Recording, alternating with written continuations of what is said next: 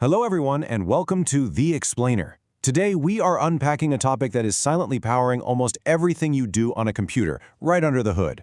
I was totally fascinated diving into the source material on JIP. It's this legendary lossless file compression tool famous for taking massive chunks of data and making them much smaller. Let's dig into exactly how this incredible little piece of software manages our digital space. Okay, let's dive into this. It really all starts with one fundamental question. Why do the files sitting on our silicon chips take up way more space than is actually necessary? You see, at the absolute lowest level, the files on your computer are represented by bits on a chip, but the raw, uncompressed version of those bits is rarely the most efficient way to store them. There is a ton of hidden waste going on right under our noses. So here's our roadmap for today. First, we'll look at solving wasted digital space. Then, lossy versus lossless compression, followed by the birth of gzip. Next, we'll see how the deflate algorithm works, move into end-to-end web compression, and finish up with using gzip and tar. Section 1. Solving wasted digital space. The screenplay problem. Imagine you're writing a screenplay in just a standard text document. As you type out scene after scene, character name after character name, you're inherently producing a bunch of repeated patterns. Think about it for a second. A character's name might appear 100 times, or you've got all those common formatting spaces. Every single time those patterns repeat, your computer uses fresh bits to store them. You are effectively paying the exact same digital storage price for information you've already provided. It's wild. Well, years ago, computer scientists realized this was incredibly inefficient. We were wasting incredibly valuable space. So they wrote algorithms, like one known as LZ77, to fix this exact problem. It works in a few steps. First, the algorithm just loops over the contents of a file. Next, it identifies those repeated sequences we just talked about. And then, brilliantly, it replaces them with metadata, or much shorter sequences. By doing this, it drastically reduces the total amount of bits required to represent that exact same information. Moving on to Section 2, lossy versus lossless compression. What's the difference? Let's define lossless compression. It's a method that reduces the total amount of bits required to represent information where absolutely no information is lost. So, the crucial point is that when you compress and then decompress a file, every single bit is perfectly intact. It's exactly as it was originally. Let's compare the two side by side to really cement this mental model. With lossless compression, like zip, your text document stays flawless. Remember, no information is lost whatsoever. But with lossy compression, think of a JPEG image, there's a massive trade-off. Lossy algorithms are great because they make image files significantly smaller, but information is permanently lost in the process. You can't magically get those discarded image pixels back. Zip ensures we never face that loss. Section 3. The birth of gzip, a David versus Goliath origin story. This all starts back in 1992.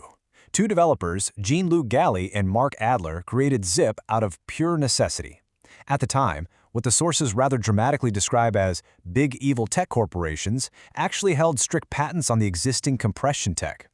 It's pretty amazing to think that to bypass these restrictions, Galli and Adler just rolled up their sleeves and developed their own open alternative. Today, it stands as one of the most popular utilities of the open source GNU project. It's just a great example of how patent restrictions can sometimes actually spur incredible, lasting innovation. Section 4. How the deflate algorithm works, under the hood.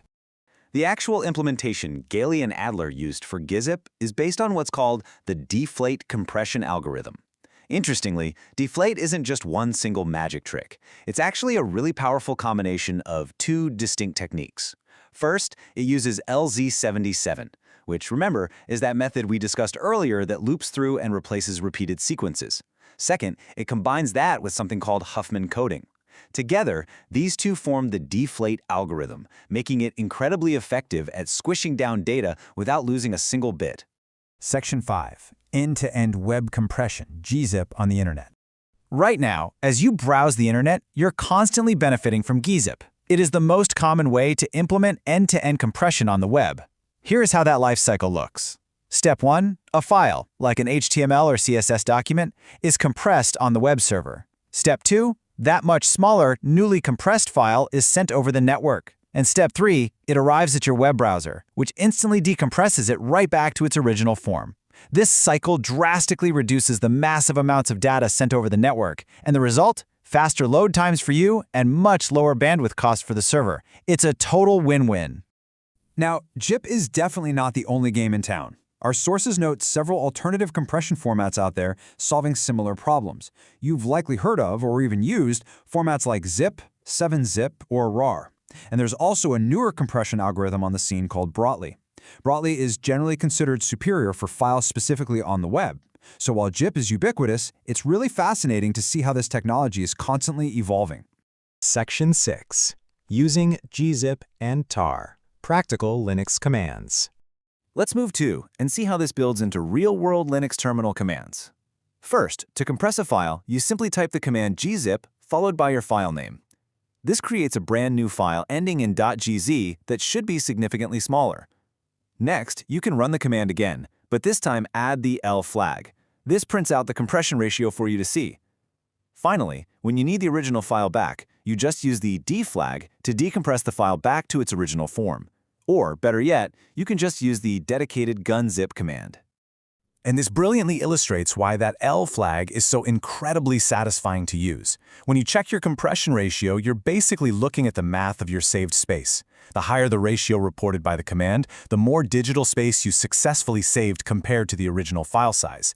It is instant feedback showing you exactly how much silicon real estate you've managed to reclaim. However, there is a catch here. You'll often want to compress multiple files at the exact same time. But gzip alone cannot compress an entire directory. It just doesn't do that. For that, you need an archiver tool. The most common one is tar. Derived from tape archive, tar takes multiple disparate files and beautifully combines them into one single file, which is known in the industry as a tarball.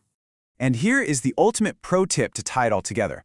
When you're running that tar command to bundle your files into a tarball, you can simply include the Z flag. By adding Z, it tells the archiver to automatically compress the archive using gzip in one smooth motion. If you do that, congratulations, you've just successfully made a large set of files significantly smaller, saving space and making them so much easier to transport. Which leaves us with this final thought to ponder.